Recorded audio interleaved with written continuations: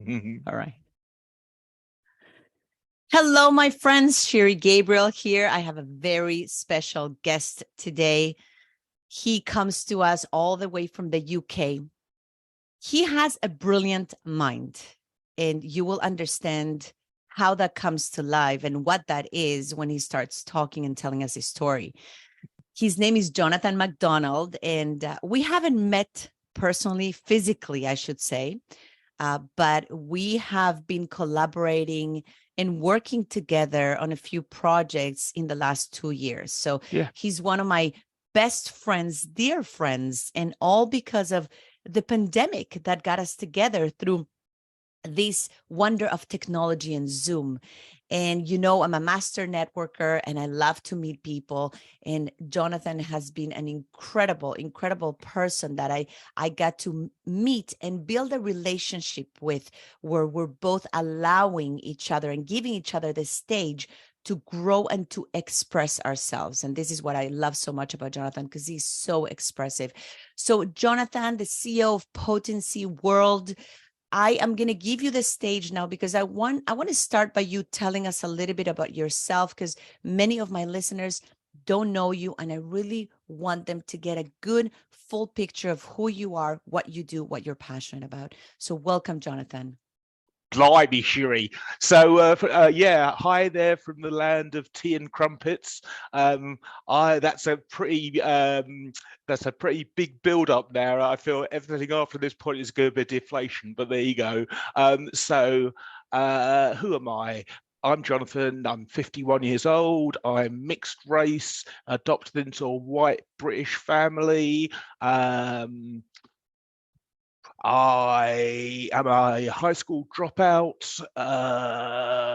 I'm a motorcycle and car enthusiast. I listen to heavy metal, and Shiri's going to play a song at the end of this interview, which I chose as Iron Maiden, and that's me in a nutshell. That is a go ahead.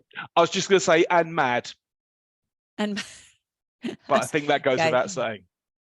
It does. And guys, I'm going to invite you to connect with Jonathan, because that is a nutshell. I mean, there's so much more to you, Jonathan. And let's dive right into it. And I'm going to start with the first question that I have for you, which is the fact, and I know this about you, you're a trailblazer when it comes to education, and you really, really are looking to change education. So you're creating this new education design. Tell me more about that, please. Okay, so there was a book published in 1964. There's a lot of backstory as to why I was reading this, but I did some experimentation in the primary education sector over the course of 7.5 years, following a series of strokes I'd had. And one of the books that I was put onto about children and their abilities was a book called Pygmalion in the Classroom, written in 1964, a full 40 years before Carol Dweck started researching growth mindset. And essentially, this book, Pygmalion in the Classroom, set up the experiment. And this book is written by 2 PhDs. It was the most turgid, boring read of my life, but the nugget of information at the end made it all worth it. And the information basically is this: they took a group of children, a class full of children, and gave them to a teacher. You get your new teacher for the year, you get introduced to them, and the experimenters said, oh yeah, by the way, these 6, they're special, they're gifted, yeah, but you can't ever speak to them about it, can't give them any extra work, just treat them like everyone else, just so you know. And then a year later, when tested by a separate teacher, the children who were believed to be gifted produced gifted results. And that is the first evidence that the adult beliefs affect the child's actual results. Now, that's written in 1964. So why is it in 2020 we still have an education system So they started talking about growth mindset, going, oh, yes, the children need to learn about growth mindset. Oh, it's all about how you can grow, without the slightest realization that the entire edifice on which education is built is fixed mindset. It is testing. It is the exact antithesis of growth mindset. And so the phrase, you can't see the wood for the trees, plagues humanity, and it plagues all systems because we are the creations of those systems, and we can never get out of them because we're in and a part of them. So I came into education by luck. I had a series of strokes. I understood intuitively from NLP training I'd had that beliefs were really important.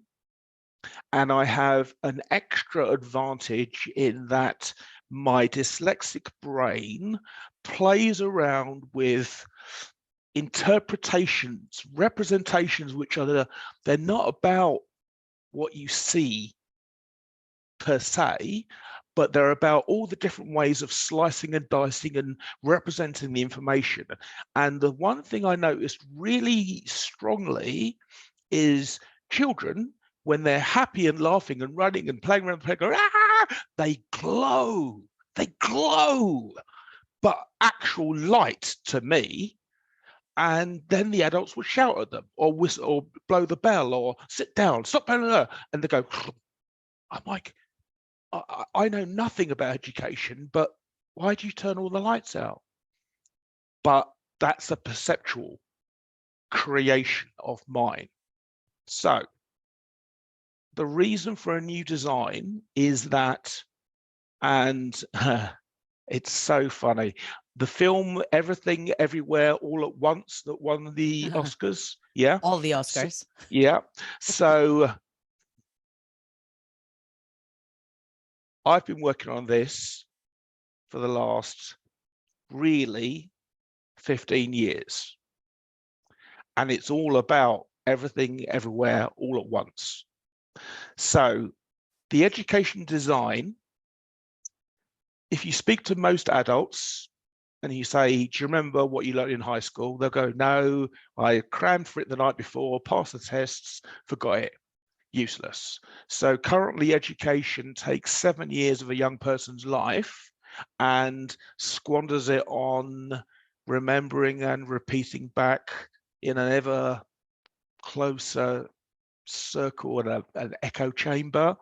And while all the neuroplasticity is available in the young mind, to waste that on self-referential self-praise in the nature of exam results, it's criminal. And what's even more criminal is that there's this whole look, our whole society now is based on indebting the children, the children's children, and the children's children's children. And so that no person in the future will ever have any assets, because we go, oh yeah, go to a good primary school, get into a good secondary school, get good high school grades, then go to a good university, get to a good university, come out of that, then you get a better job or get an MBA or get a PhD. You're a professor. There are people coming out with MBAs, with masters, working in Amazon warehouses. 100%. So education does not now serve its alumni. So that's why it has to be a complete and utter change. So essentially, you speak to adults, ask them, what were the 10 or 20 things you wish you'd learned in school? And most adults will tell you similar things. Relationship advice, mortgage and financial advice. Self defense and self-awareness, situational awareness, skills to help with mental leadership, entrepreneurship, collaboration, creativity, all these sorts of things. And so there's about 20% of this design, which is allowing the students to learn, not be taught. There is no teaching. What there is learning, because you do not teach a mindfulness lesson. You practice mindfulness repeatedly, day after day after day after day after day. And by the end of one academic year, that person is going to be so chilled, nothing will faze them. So you have all that, that's fabulous. But then 80% of the time, and this is for girls between 11 and 18, so high school, throw it away. Secondary school, throw it away. Not interested, waste of time. There's going to be 10,000 girl-only academies with girls from 11 to 18. There's going to be an internal social... Jonathan, this is what you want to build. Yes? Yes. I'm just clarifying this. This is what you want to build. This is the cunning plan. Inside the academies, which will be residential, there's going to be a social media and broadcast media company staffed by the girls. Because basically, the reason that abortion rights can be taken away from an entire continent of women on the whims of, I can only think that, I guess that people that have this faith, strong faith that makes them think that they are, doing the Lord's work. I can't speak to that. All I can speak to is that I believe in equality, and at the very least, a woman has a right over her own body. So that's disgraceful. And the problem with that is that we're all conditioned. So women voted against their own rights. In the UK, half the population voted against its own self-interest.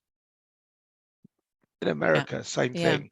So basically, that is a problem created by hierarchies in education and leagues of competition, which creates this idea that we are in battle with each other. There's the idea of scarcity. So you do your 20% interesting stuff, 80%, tell me what you want to do, how you want to change the world, who you want to help, 11-year-old girl. Let me help you do that. And then the internal social media, rather than being Instagram or Facebook, it will be about projects and interests and collaborations and groups and discussion boards. And basically we'll go, hey, do what you want and we'll help you do that. And not only will we help you do that, we'll facilitate you doing that and pay for all the stuff to make you do that and grant patents for the inventions you come up with. And not only that, I was writing the business plan the other day, any intellectual property that the girls make up, because children will invent at a rate that adult, honestly, it's going to blow your mind. And all of the intellectual property they will keep. This is not a project in burdening these children with debts. It is about allowing their brains to expand, entirely paid for. All the residential, all the food, everything. I'm taking Jonathan, and this is a great idea. My question for you is, why are you focusing only on girls?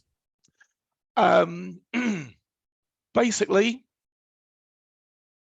I'm a feminist. I had a very strong, but not strong in a brutish way, strong in a hugely compassionate and hilarious and just my mum and my aunt we used to laugh, and you know when you laugh so much that you're not actually laughing, you're shaking and going red. Yeah, that was her all the time. And she'd find strays in public and people that were lost, and she'd go up to them and speak to them and engage with people. And that was what I saw growing up. So for me, the idea that a woman in the US earns 70 cents on the dollar, in the UK 70p on the pound for a comparable work for a man, the fact that it was only in 2021 that what's called the tampon tax, so taxing sanitary products in the UK, that was only lifted 2 years ago because they were a luxury item. This is never going to change unless we change the whole thing. So I've forgotten your question. Have I answered it? Well, a little bit Why more. girls? Right, Why? yes. Why girls? Why girls? So when I was volunteering as in primary school, primary age girls are fantastic. So number one, we know they are definitely statistically better at maths, science, English, and anything they're interested. Basically, they outperform boys on every test variable. They are as happy to get bruised up and tumble down and what have you as pretty much any boy would want to. And what's different is that, and it's because we condition girls this way, but they are immensely engaging and thoughtful and wanting to make a difference in a way that boys don't care. They play football, they run around, they tell fart jokes, whatever it is. Girls are like, oh, I didn't, okay. And you can see them cognate there, because I've got a physical injury that's quite obvious, and so I was in these schools, and the girls would ask me about it, and they would show compassion. And so girls at below 11, 10, it's basically when puberty kicks in, but girls in primary school are awesome in every single way, and more so in the way in which they want to change the world and create things that are new, more than boys. Boys, obviously, men have a serious load of work to do because we're killing and raping and abusing you and your sisters, and it's a disgrace, disgust. Every single strata of our society, from the church to the business person, there's no honor. This facade we have of a society that's basically okay. We're sitting here chatting, but today 10 women will get killed in the UK by their living partner. So the male problem is vast. But what I so here's a question for you, Jonathan, because this is as we're talking about this. I do ramble. What? No, it's fun. That's what I like about you. Let's ramble together. So don't you think maybe that this new way of education could be even that much powerful if you do it on boys, right? Boys, young men, to start helping, right? How some men, because we cannot generalize, obviously, but how some men treat women or see women, and to start creating that a significant proportion. Okay, so why not boys? Yeah, so I think that's a really brilliant question, and I would invite, so I see the light snuffed out in girls, and I have a plan for how to change that. I know exactly what I'm going to do.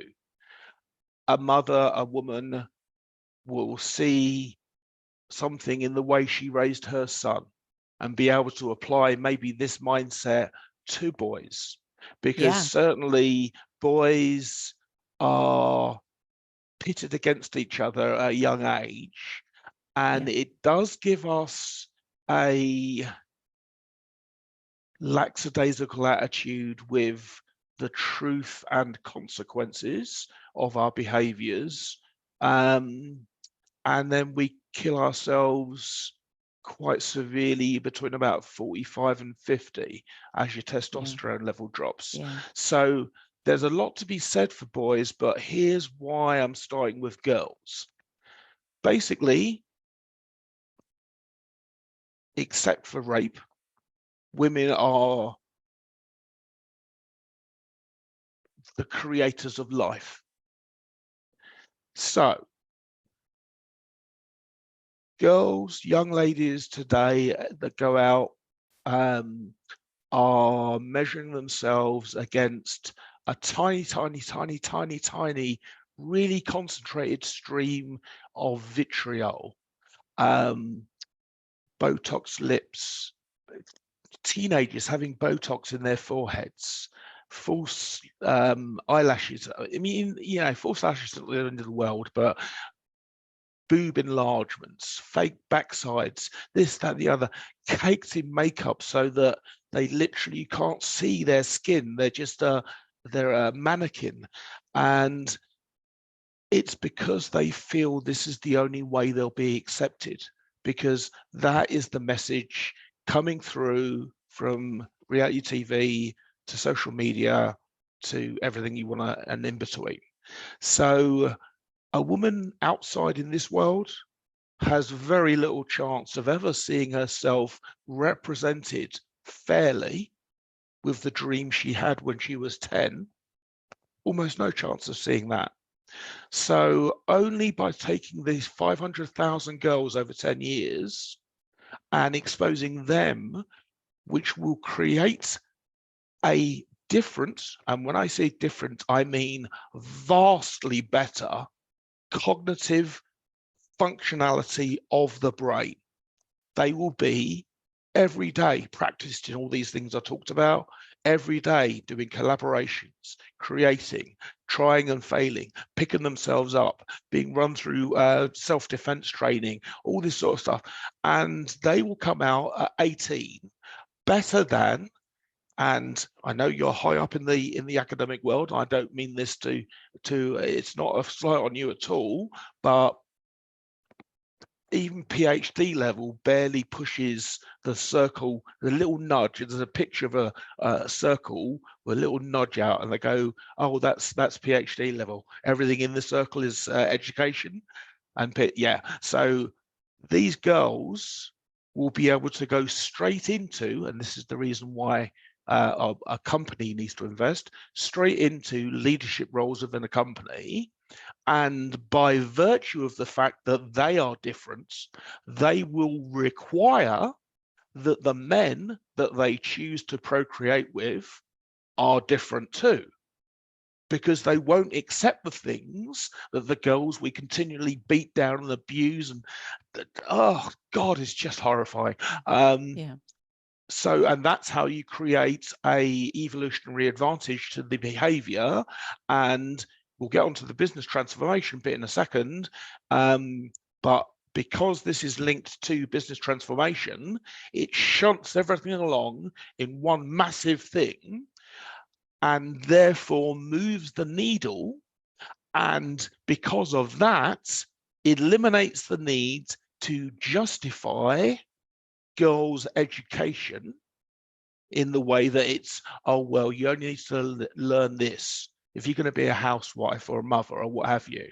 And that's kind of like the very patriarchal message that comes out of, you know, pretty much all cultures. You know, I used to think we were civilized in what we would largely call the West, but I'm not sure anymore. Yeah. And it scales to much worse in developing countries. Yeah. Yes. And there is, so I don't know if you remember this, but I have 3 boys and a girl, right?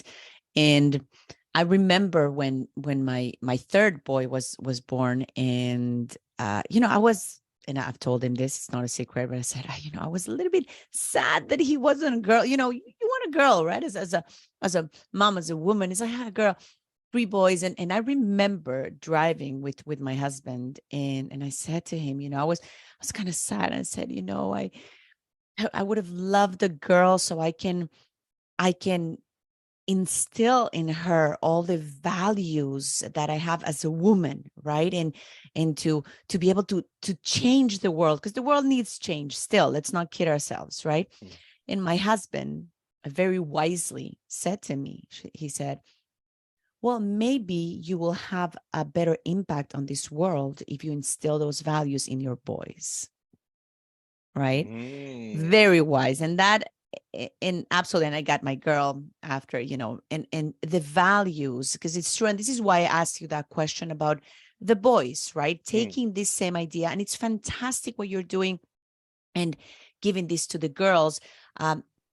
Eventually, I'm going to invite you to think about the boys as well. And that another reason that I'm passionate about the boys is because we want to create so much change for women, right? And through education is the right way to do it. Mm. Education is the right way to make any change, right? When we think of even extremist groups, they're creating the change they want to create. Bad, it Mm. doesn't matter. I'm not even talking about good, through education. So absolutely, creating change through education is the way to go. Think about eventually including boys. I find, and this is a conversation that I have, that because we want to help women so much, we are forgetting the boys. We are in our society, especially Western society. We tend to be we're forgetting the boys. We're alienating them. Sometimes we're even making them seem as the bad boys. Just generalizing, right? So again, that's my personal view, and Mm. we can talk so much more Well, I about do. that. I mean, listen, and I'm sure that you have instilled in your boys values that are maybe some are aligned with what I've been talking about. But I think the problem is that um, it's become popular to minimize the real scale of the problem. So, scale of the problem. If you look in the UK, the BBC's reported on this on 4 or 5 occasions that I've posted. A girl of 11 in high school is getting asked on average 10 times a night by boys for nude photos. 10 times a night. And that's Wow. in a class of 30 children. So how many of Wow. the boys is that? 2/3. Yeah. Yeah. Yeah. And it's Yeah. not because people are evil, but it is because we are sexual creatures, and it is a construct. The family is a construct that didn't really, it's only been around for a couple 100 years, not even that. And when people were more religious, and I'm not religious, but I know you are, when people were more as observant of religion, marriages stayed together. But then we find that many of those marriages were based on both the man and the woman liking their own gender, for example, but being forced to stay in a marriage. Mm-hmm. So yeah, I acknowledge that boys need help, but until we at least bring up from the very pit of the sewer girls' actual influence in the world, Yes. so yes, after change begins in substantive way, then for sure, because really the education design is what it's about. And so, yes, boys and girls, mixed campuses Yeah. Yeah. Yeah. from I 11. So love that. exactly, I yes, love exactly the that. same Yeah. idea, Yeah. but Yeah. you have to first produce a change. 100%. And I think that the significant change, to your point, will Yeah, come through the girls. Absolutely. The girls, yeah. and then the young women. And talk to us about this business transformation. So basically, I started off with this plan and I thought, right, the last time I tried to do this, it was down to me delivering sessions to a class of children at a time. And I am not that physically well. I could at best do one class a day. So that was the limiting factor. on my previous attempt to change the world, which, like we said, like we agree, is through education. That was in volunteering in primary. So thinking about how and exactly what ways, or what the 3 primary ways I failed in that iteration, fed into the plan for this iteration. So the scope of 500,000 girls seemed to me to be a good size, because you read about all sorts of good intended, this and training course that, and 170 and 500 and 2,000 girls and whatever it is. There's lots and lots and lots and lots and lots of efforts, but none that make the national news. So I thought, right, okay, well, the only way you're going to make national news is if you actually make it a financial phenomenon. So if you look at businesses, they've been running a model of business which I liken to the Industrial Revolution model. Basically, humans became the spinning jennies and the cogs, and the bosses ran their humans as fast as they could. And then they gave them smartphones so they could reach them 24 hours a day. And then they gave them Slack and WhatsApp so that if they didn't get their email, they got an alert. And then they gave them not enough resources, or too few resources for the work that's required. And then they didn't give them the training to be able to deal with customers they want to. And then people got burnt out, but it didn't matter. You just throw that one away, put in a new one. As we discussed before, MBAs coming out, can't get jobs. So that's the model they were running. And everyone was hiding their mental ill health. Then COVID came along and everyone went, as an existential moment, because we didn't know in that first year, 18 months, it looked like it was going to keep on getting worse. So that was a real moment. And the fact that, so as a one example, there's a thing called the Pomodoro technique. Have you heard of that? I have, yes. So it is essentially the idea that brains can only maintain attention for a period between 10 and 40 minutes. So the Pomodoro, 25 minutes on, 5 minutes off. So we know that after 40 minutes, you start to lose focus. But people sit and work through lunch, eating their meal at their desk because. So the results that a company's getting on that one thing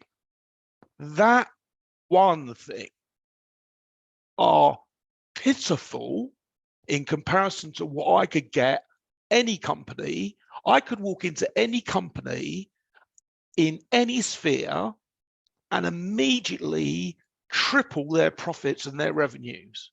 So another one, this is 2 of 87 things I know how to change.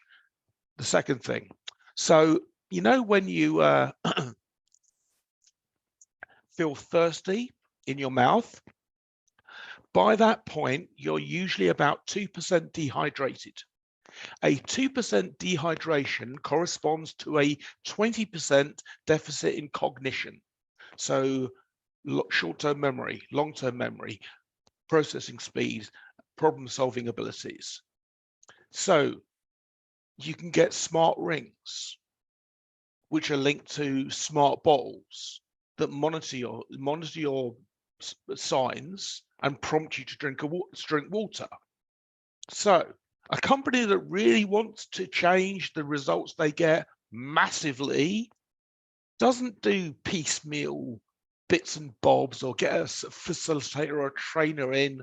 No, they invest what's going to be, I think, about 20 billion US dollars over 15 years to pay for these academies and to pay for my team to come into their companies around the world and facilitate the change at every level of the organization, all at the same time, so that by the end of the first month, you won't recognize the vivaciousness and exuberance and engagement you get out of people just because they've had enough sleep. So that's business transformation. You, Mr. Business Person, you pay £20 billion for this project. For that £20 billion, we'll change your business metrics so you get your £20 billion back before we even give you the first of our alumni, because we start working while we're building the academies. So already you've got your return on investment. Then you've got the first opportunity. You don't have the right to these girls, nor do you have the right to their intellectual property. You have the opportunity to offer 18-year-old girls quick start leadership programs to take them into leadership roles and change the dynamics of teams.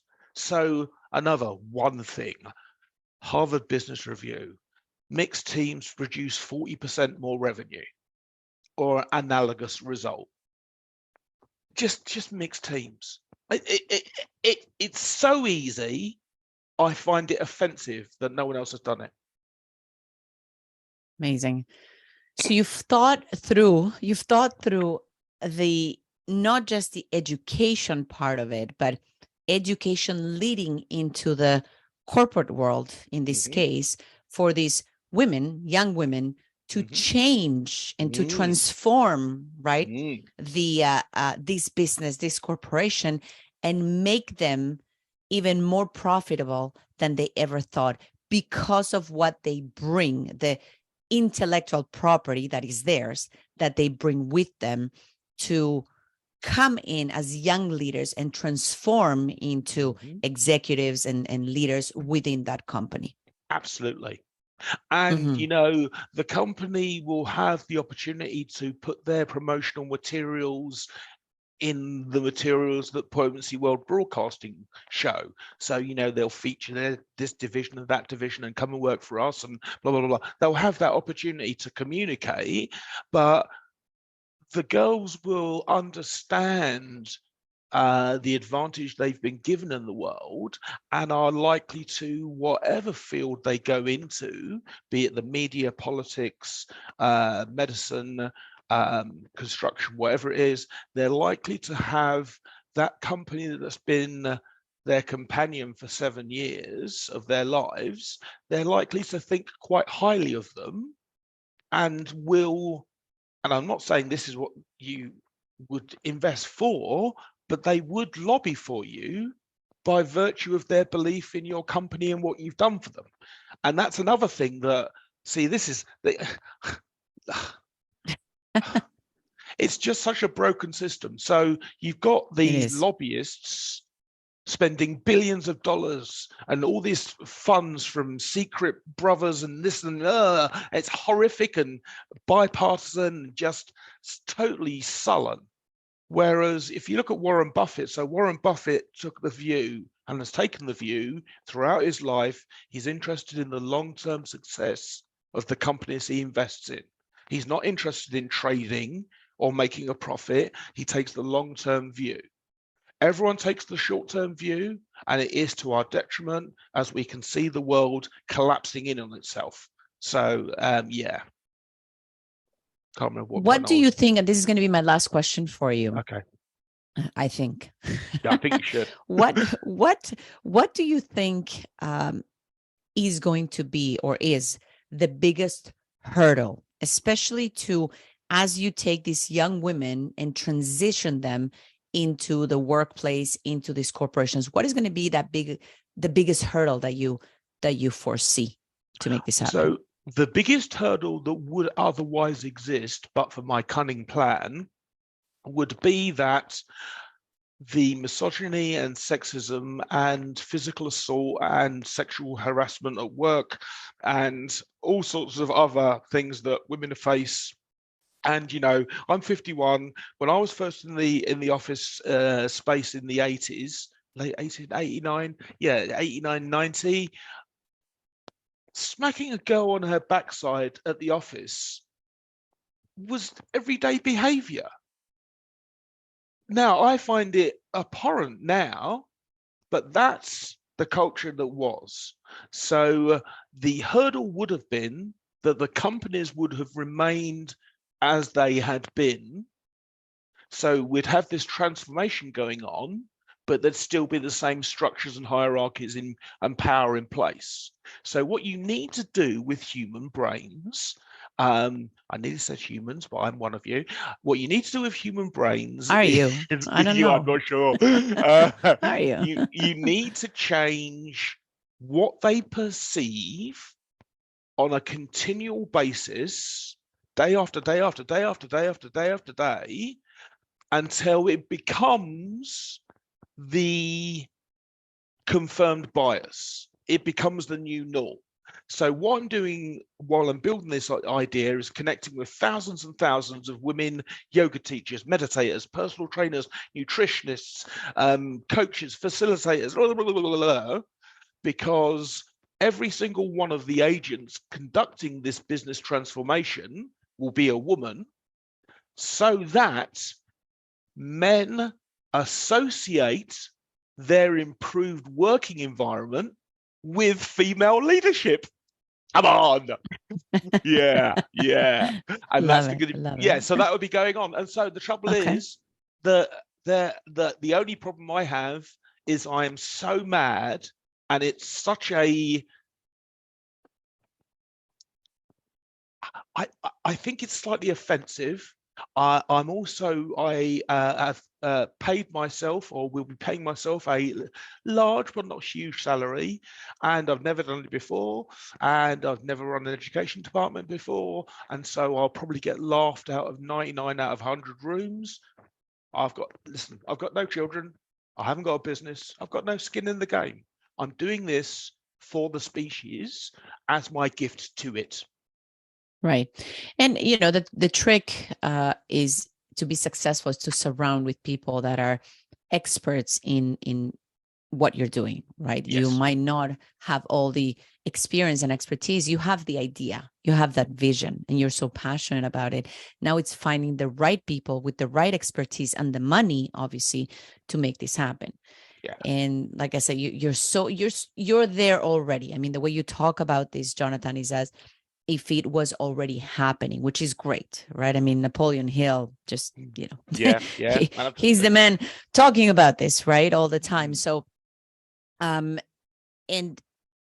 you're all about transformation. You're all about transformation. I know that the world is in a much better place than it was in the 80s. The corporations are in a much better place. You have laws in place, right? I personally, in my days in the corporate world, I didn't feel discriminated.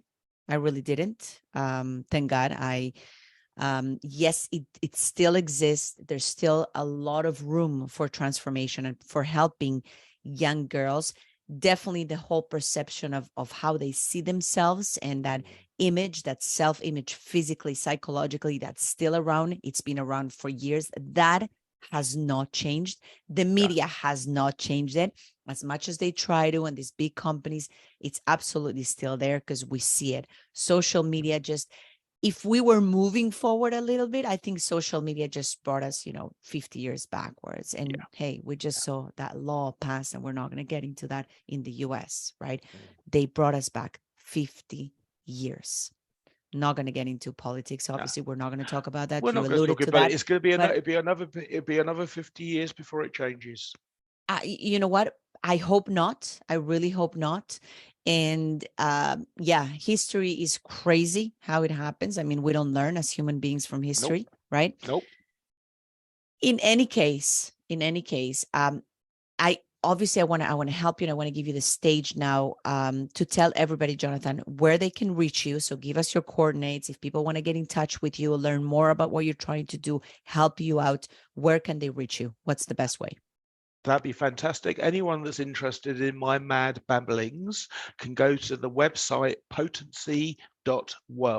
That is our name and our URL. And on the contact us tab, there's my picture and the email thing underneath, and they can email me directly from that. And if they're on LinkedIn, then Potency.World is the company page, and I'm Jonathan Macdonald, but my URL says Potency-World, so look for the beard. I probably would. Beautiful. And we're going to have your coordinates on the description on the podcast so everybody can get in touch with you.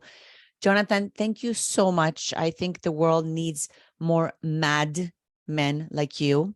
And there's a perfect fit to my podcast, Call Me Crazy, because I can call you crazy. You call yourself crazy. Excellent. Yes. Well, you call yourself mad because you're British, but I call myself crazy. Crazy. Yeah, so, crazy, definitely. Exactly. It's great, isn't it? Jonathan, thank you so much. Best of luck with this. I love you dearly for everything that you're doing and everything that you're giving this world. Thank you so much for being my guest. I appreciate you. Thank you for having me. Much appreciated.